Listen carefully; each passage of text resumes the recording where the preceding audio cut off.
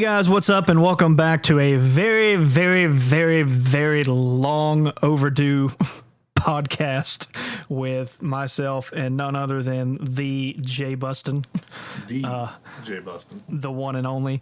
My God, it has been about a year. close to a year, yeah. And you know what the really bad thing about that is? There's not really like a singular answer as to why. Well, I mean, you did a stint in prison. That had a lot. Well, we don't talk about that. People answers. My lawyer says I can't. Sorry. Something to do with the precedent extension cord. I don't know. It gets kind of weird. But yeah, I mean, like it's just a multitude of things. I can't speak for Jay, but for myself, it was a combination of work, as always, comes into play. But then beyond that, a lot of things happened musically between now and then in my personal life, as far as a personal project I was working on. And then basically the short version is someone found out about it in a higher up area, and now it is signed by a record label. So there's that, which caused a whole bunch of things to snowball, and it's taken up a lot of my personal time. And in between that, we even tried to record at least once, maybe even twice, I can't remember, to where we had like weird random technical errors. To where it just didn't. It just didn't work. I actually completely forgot about that, but now that you say that, yeah, I remember. Yep. So like we have tried.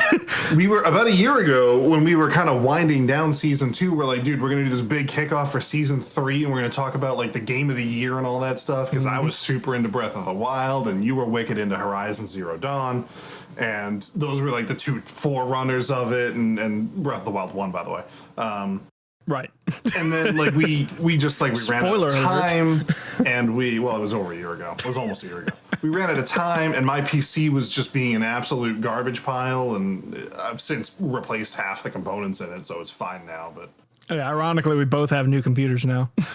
Well, I have new parts and an old computer, but it works just fine. So fair enough. And now I have a brand new Retina 5K iMac, which is way overpowered for what I'm doing, but yeah, well, we can't all be you, Matt. That's fair. But man, it feels so good to be back. I'm sorry. I'm sorry to everyone that it took this long. I really am. It was, as me and Jay both said, it was not on purpose. It was just forces unseen just caused it to be way longer than wanted to be. I know initially what caused actually a little bit of a gap was it is a devil and a half to get iTunes to accept a proper link for a podcast. Did you ever figure that out, by the way? No. Yeah, I figured. And because actually, since then, I've had 2 friends start podcasts and have it released on iTunes. So I don't know what the problem is, but I have no idea. And I've talked to people who do that, and they're saying the same thing. It's like, hey, that link should work. And it just doesn't for me. So maybe I'll send the same stuff to Jay and see if just maybe it's like, oh, this dude's from Mississippi. F him. Try getting on Spotify. iTunes kind of blows anyway. Yeah, well, fair. Okay, that's fair. But anyway, so that's a formal apology / where we've been, what we've been doing. And if you're new here, because in the time we've been gone, I've kind of created a bigger footprint over on Twitch in the past year that we've been gone, kind of playing a lot of Splatoon and some other games. And I hope that a bunch of people from there will be coming over here, hanging out, listening to me and Matt just be stupid for half an hour a week or so.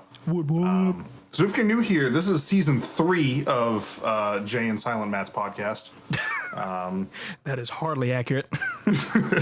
Everybody knows I have a problem shutting up. Yeah, Jay and Matt talk a lot-a-thon. There we go. We've been doing this for a little bit now. We have 2 10-episode seasons out already over on Matt's YouTube channel, which is hopefully maybe where you're watching this. If not, you can find the backlog there. We started out doing shorter episodes, so it's actually not a big burden to catch up. They're about 10 to 15 minutes long each. Especially season 1. Yeah, if you want to catch up on the dynamic and hear us talk about games, and some of them actually going back as far.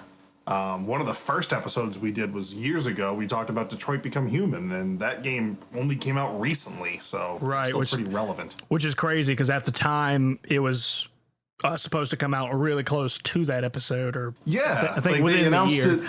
Yeah, they announced it at E3 in June, and it had like a December release date, and then it got delayed like a year and a half. And I'm all for it because it ended up being a fantastic game, but it was just strange, is all. And there's been several instances of that, and then there's also a couple that we'll look back on and probably think we're idiots because we're speculating, and it turned out to be completely wrong. But hey, that's the beauty of taking guesses at games that are about to come out. Oh yeah, no, me and Matt, neither one of us are really authorities on gaming or game design or anything like that. We just kind of speculate about stuff and wonder if games will be good or not, and most of the time we're wrong. That's a fair, that's a good explanation of what happens here. Just everything we say is wrong. Just take it for a grain of salt and throw it over your shoulder.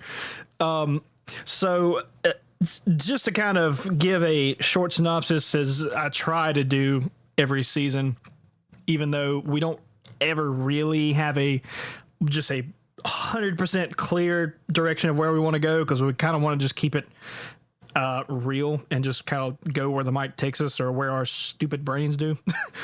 That's dangerous. But, and we usually do at least lock onto some sort of broad concept and then follow that wherever it takes us. So this year, we're going to do what we wanted to do, like Jay was talking about, which is the remainder of the year, talk about games that we think are going to be games of the year.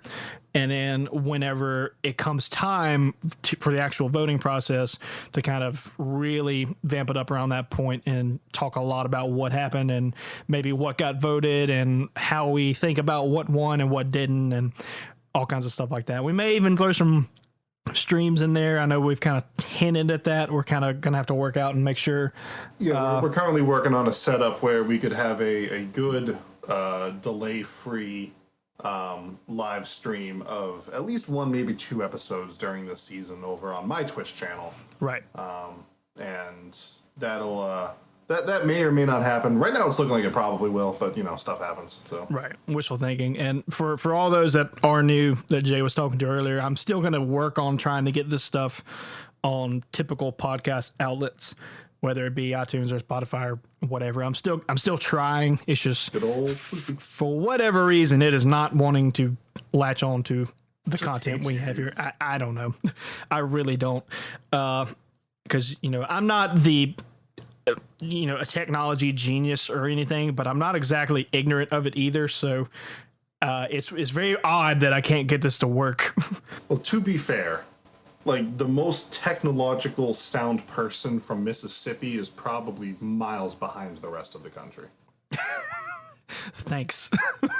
You're welcome. Thanks for that backhanded compliment there. That's what I do. How wonderful.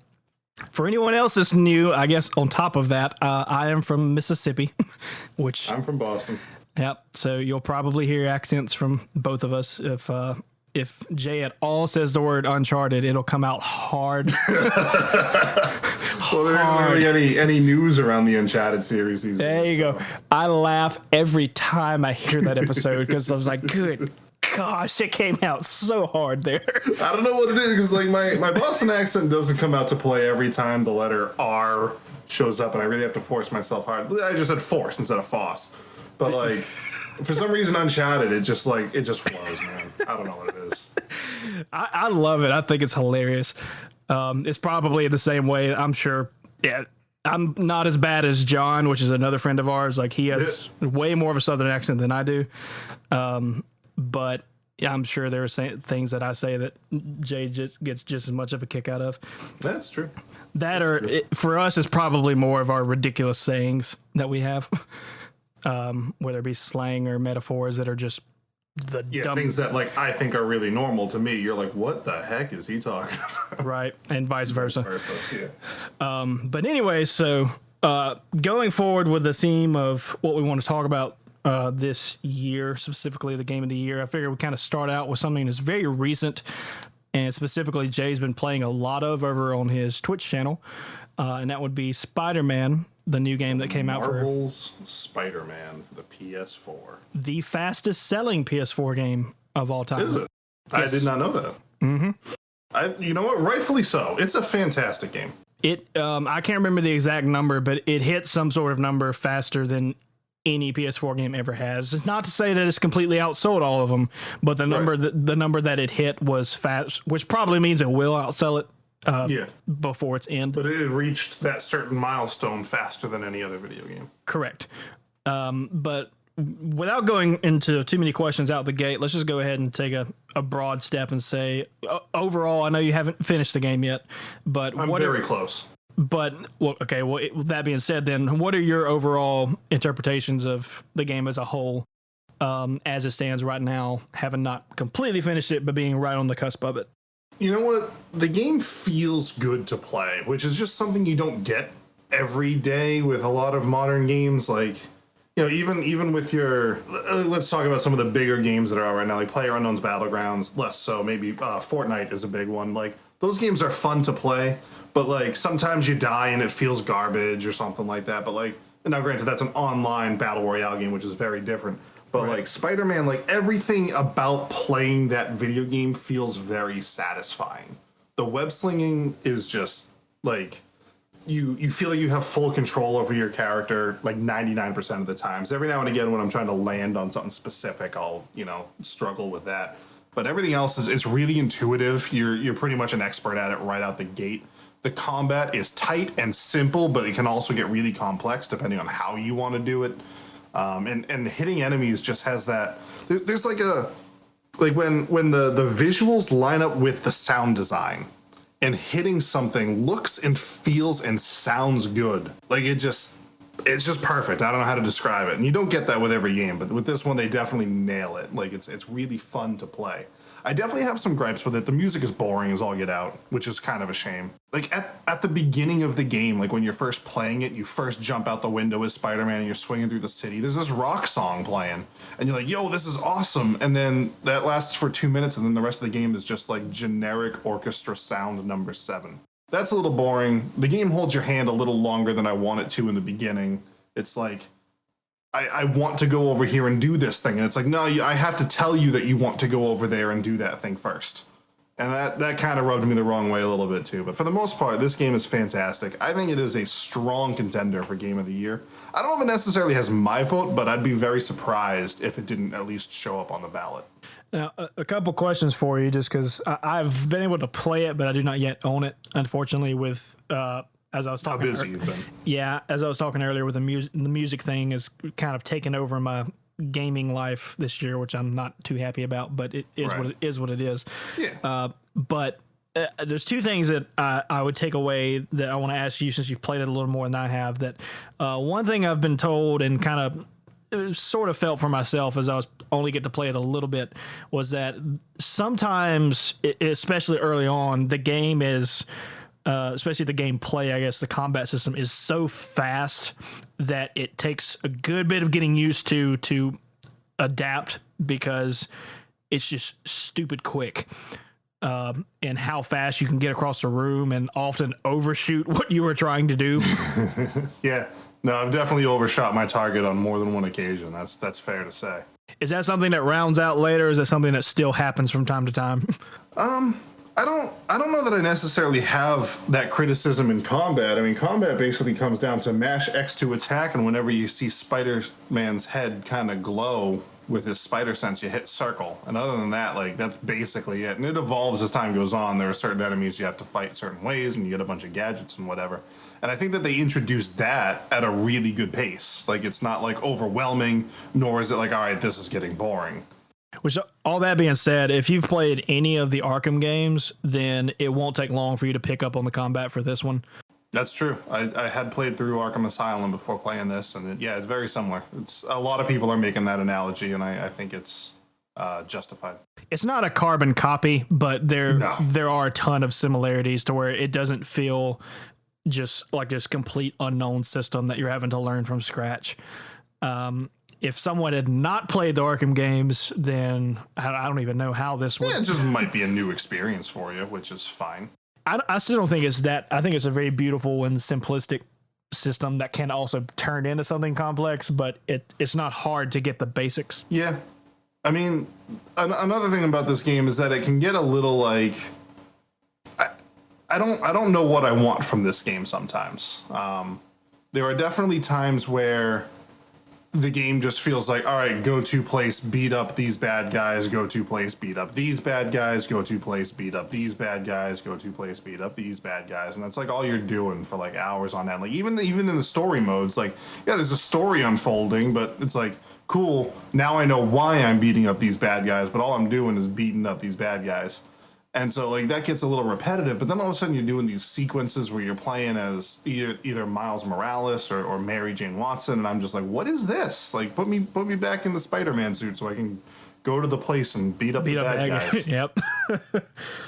That's an interesting point that I think society has kind of become with a lot of games is I don't really know what we want from them. Yeah. I think I think we hold them I can't be satisfied in this situation. You know, it's right. No matter what the game does, I'm a little like, what are you doing? But again, that's really a minor problem that I have with the game. Right. One of the other things that I've seen for myself as playing it a little, watching you play it and others play it, is it seems that this one has probably one of the best stories out of any of the Spider-Man games that have come before it.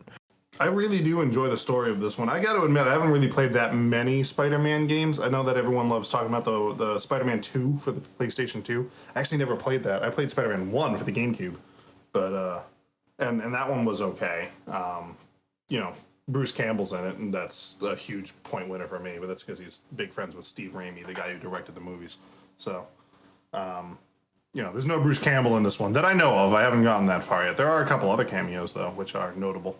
Right. Which I will not spoil, but so just jumping gears for a second, and we'll come back to this, but jumping to a different one, another big game that has come out this year that we think will probably be on even ground in a debate as far as what is the current game of the year will be God of War. Dad of War. The game of boy. Boy. Basically. Is another very strong contender, completely different from any of the previous God of Wars. If you have, they really took a completely different direction with this one, and it worked. Right. If somehow you haven't heard about this and you've been under a rock or just whatever caused you to miss this, it's virtually not even the same game combat wise at all. You know, they keep the story in place, that much is there, and it's a continuation of it. But as far as combat goes, you can pretty much throw everything you knew out the window. It looks like, again, I haven't played this game, and you have, and you're much more familiar with this other series too. It kind of looks a little more Souls-esque almost. That's exactly what I was going to kind of say. Now, oh, you're good. Because, I mean, it just reemphasizes that is very much so what they've kind of cloned it after. As far as at least how the combat works, because you know it's the third person over the shoulder. It's very much it's not a hack and slash like the earlier God of Wars were. It's going to be almost like a dance, as a fight really would be, as far as, you know. Yeah, you gotta respect your enemy a little bit, and, you know, back off when it's appropriate. Right. It's not just go in, swing, and hope for the best. You know, you kind of have to actually be calculative and think about what you're doing. Which is why I suck at Dark Souls. You're getting there, okay? We have made a lot of progress. I've been getting there for 2 years. We have made so much progress from not being able to beat the tree guy to taking down Pond of Sullivan. You have come a long way. I kind of got in a good groove with Pond of Sullivan, to be fair, though. I don't know what happened. I signed on, turned the game on, and I was just in the mode, and I beat him in like 2 tries. Because I'll be honest with you, when you were struggling with the tree boss, all I could think of in my head is like, this is going to be really, really bad when he gets to Pontiff. Because if he's having this much problems with this guy, which I have to go back and look, because I don't know if that was your build or just not knowing the game at the time. I can't really remember. I think it was more not knowing the game. I mean, I was using a bleeding weapon, but using it like not a bleeding weapon, and which bleeded that early in the game doesn't really do jack anyways. No, it doesn't. But it was. I was using like the Uchigatana or whatever the frick it's called, and it was just a strong weapon. Like, I don't know. Yep. Back to boy. So combat's completely different. Story, I guess in a similar regard to Spider-Man, you know, God of War, it's been cool because it's the Greek mythos, but it's not, none of them beforehand, at least to me, have just been, oh my gosh, that's the best story I've ever heard in my life. From what I've seen of the old God of War games, it's usually just like, couple hours of beating up everyone you find, and then, huge plot at the end of the game. Play the next one to find out what happens. And then you beat up a bunch of guys for hours. And pretty much. And, there's little things as far as, the family being killed and all that stuff. Minor plot contrivances. I mean, it kind of, just look it up. If you've never heard anything about it, just look into it. But this one takes a complete shift of that and focuses really heavy on story the entire way through, has a bunch of twists and turns. Yeah, they're not in the Greek pantheon anymore either, right? They're the Norse gods. Right. They've switched over to the Norse mythologies, which is really cool. Because Zeus, friggin', what's his name? Kratos killed all the Greek gods. So basically. They needed some more. Yeah, I was like, well, we've run out of things to do here. Didn't Starbomb write a song about that?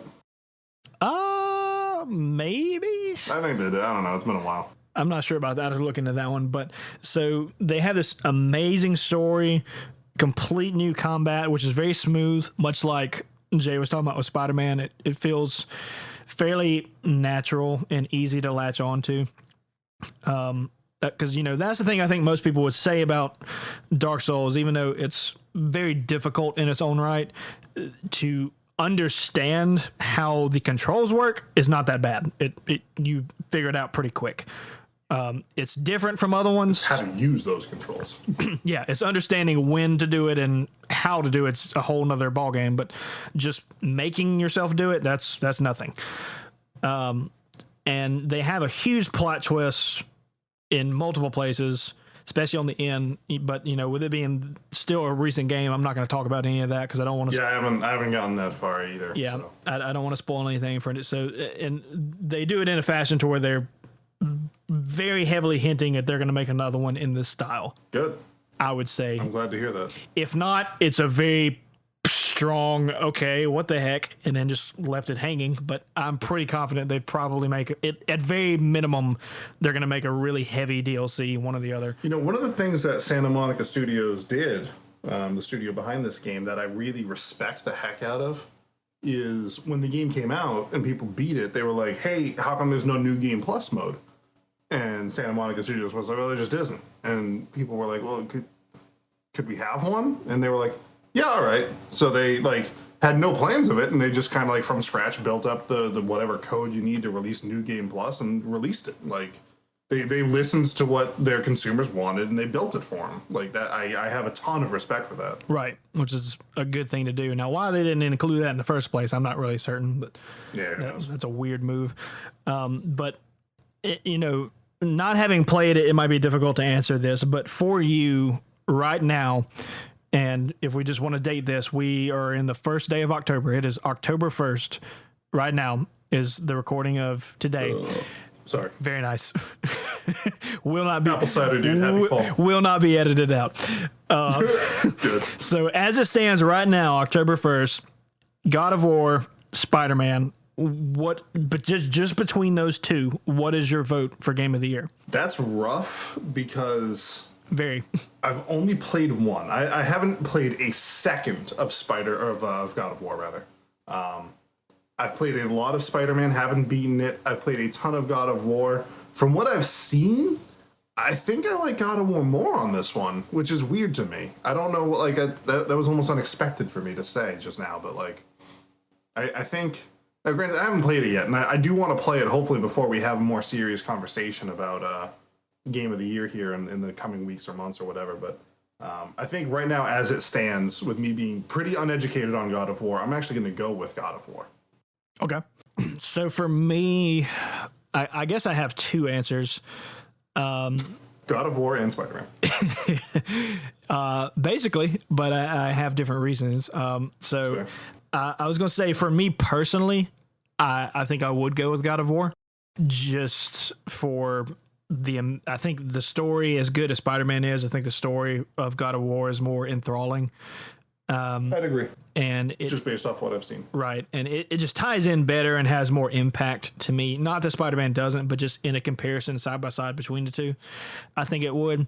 However, if we're talking about what we think would actually get Game of the Year, I think between those two, Spider-Man might have the upper hand.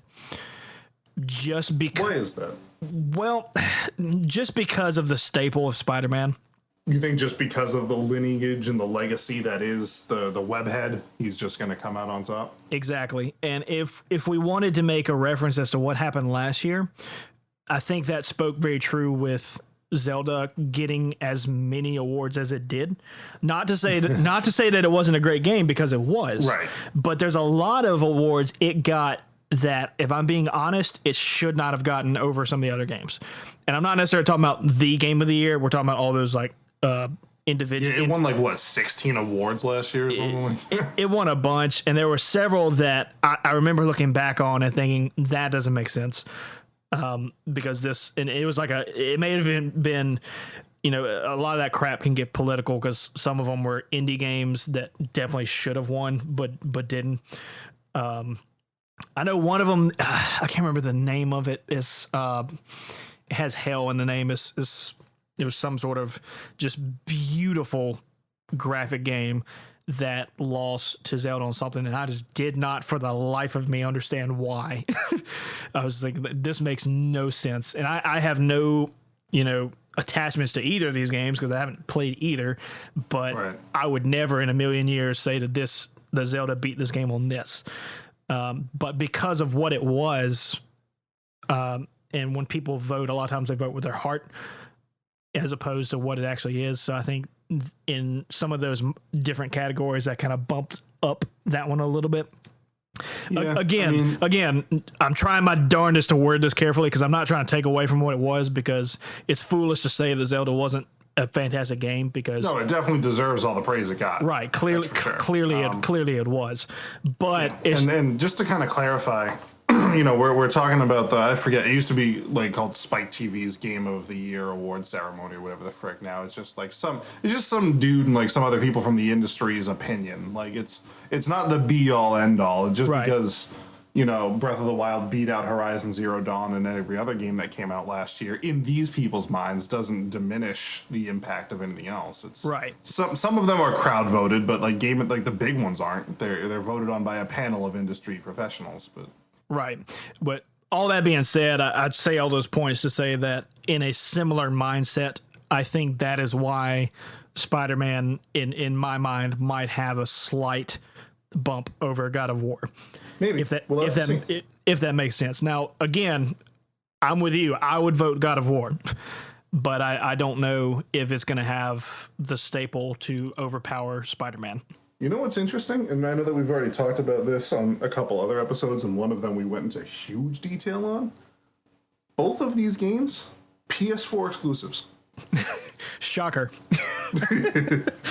We went on a lot of detail on this on earlier seasons, so we're not going to hit a lot on it now, but I've become more and more disappointed with give me a reason to buy an Xbox, dude.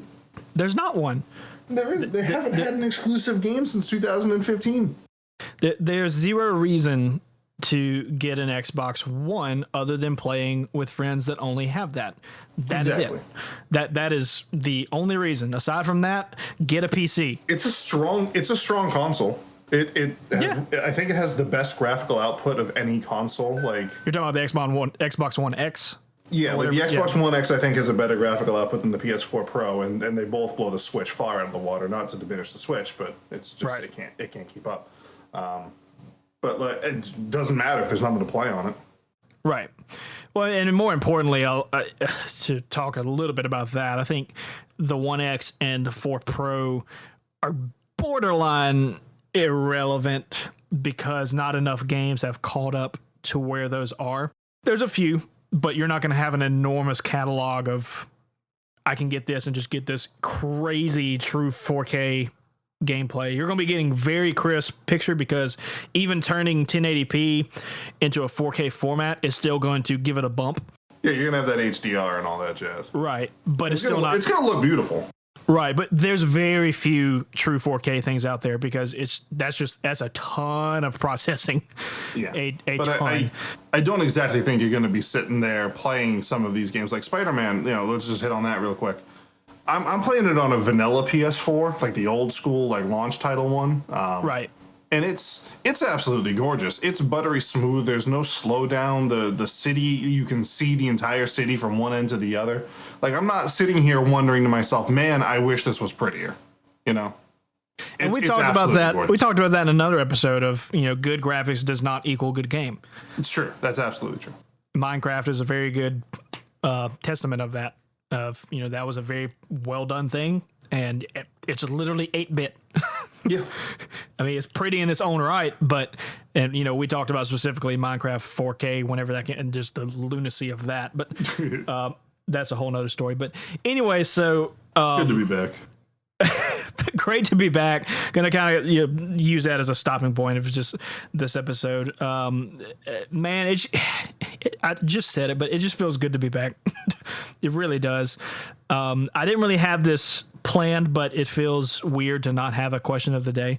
So just to give one to Jay off the cusp, where he's not expecting at all. This has nothing to do with literally anything, but Jay, what is your favorite flavor of ice cream?